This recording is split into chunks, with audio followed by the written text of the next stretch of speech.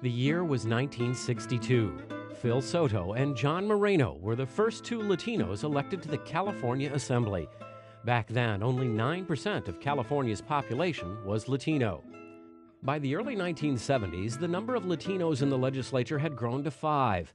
Under the leadership of Richard Alatorre, the group formed the Chicano Legislative Caucus. Their efforts paved the way to increase protections for farm workers under the Agricultural Labor Relations Act. In addition, the Bilingual Act of 1973 provided for equal education for English learners.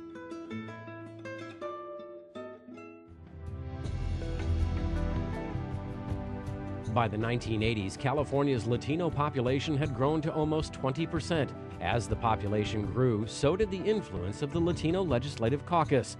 Thanks to the efforts of Assemblymember Alatorre and others, the 1980 reapportionment plan increased opportunities for Latino representation in the state legislature. In 1982, Gloria Molina became the first Latina elected to the legislature. In the housing area, legislation by Senator Art Torres was an essential key to increasing homeowner opportunities for Latino families. In the 1990s, Latino voter turnout had increased by 40%. Hilda Solis became the first Latina elected to the California State Senate, and the caucus membership grew to 14 members.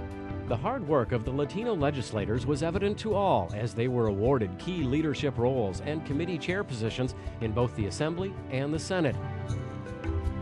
Cruz Bustamante became the first Latino Assembly Speaker. Antonio Villaraigosa became the first Latino majority floor leader of the Assembly and would later go on to become Speaker. Chuck Calderon became the first Latino Senate Majority Leader. Denise Moreno Duchesne became the first Latina to chair the Assembly Budget Committee. Martha Escudia was the first Latina chair of the Judiciary Committee. And Joe Baca was the first Latino to serve as Speaker pro tem. During this time, the Latino caucus made huge strides for California's working families. Cruz Bustamante negotiated the first ever state food stamp program for people who lost federal eligibility due to immigration status. Caucus members worked to establish the Healthy Families Program to provide health care for the children of California's working poor. They also pursued legislation ensuring an 8-hour workday for all Californians. And caucus members led the way on bilingual education reform. Always a voice for the less fortunate, they advocated funding for child care, housing, and food vouchers for farm workers, as well as pesticide use enforcement. Landmark legislation by Marty Gallegos created the Department of Managed Health Care, the first in the nation. Senator Polanco authored legislation for after-school and summer school programs. Antonio Villaraigosa pursued legislation to restore prenatal care, Medi-Cal eligibility, and other services to the permanent resident community. In 1998, Villaraigosa became Speaker of the Assembly, and Richard Polanco was elected Majority Leader of the Senate. Cruz Bustamante went on to become the first Latino elected to the office of Lieutenant Governor. Congratulations, our new Lieutenant Governor. By the turn of the century, 1 out of every 3 Californians was Latino. Caucus members continued to hold key roles and legislative leadership positions. In 2001, Latino caucus members were instrumental in the appointment of Justice Carlos R. Moreno to the California Supreme Court. Latino lawmakers also continued to push forward legislation to help all Californians. Dario Fromer's Urban Parks Act helped local communities acquire and build new neighborhood parks.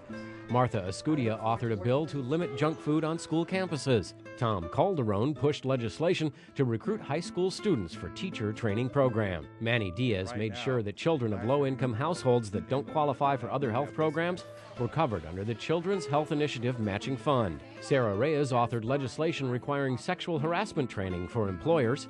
Marco Firebaugh's bill lowered the California college resident fee for long-term California residents regardless of citizenship status. And Sally Morales-Havis penned legislation to increase school safety. By 2006, the Global Warming Solutions Act by Speaker Fabian Nunez aimed to reduce carbon emissions by 25% by the year 2020. And in 2008, we celebrated the 35th anniversary of the Latino Caucus, which has now grown to 27 members.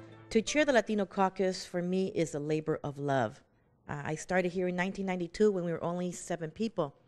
Then after that, we turned to 8. Then after that, 1994 came around and we increased our numbers. And I still even remember the nights in which myself and then Assemblymember Polanco would be in my apartment editing political mail for Tony Cárdenas or for Cruz Bustamante. or for Sarah Reyes.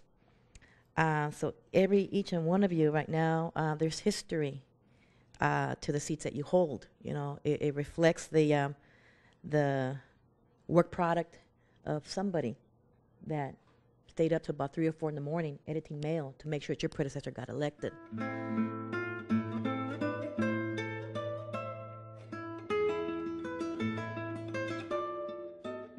We thank our former colleagues for blazing the trail to a better California.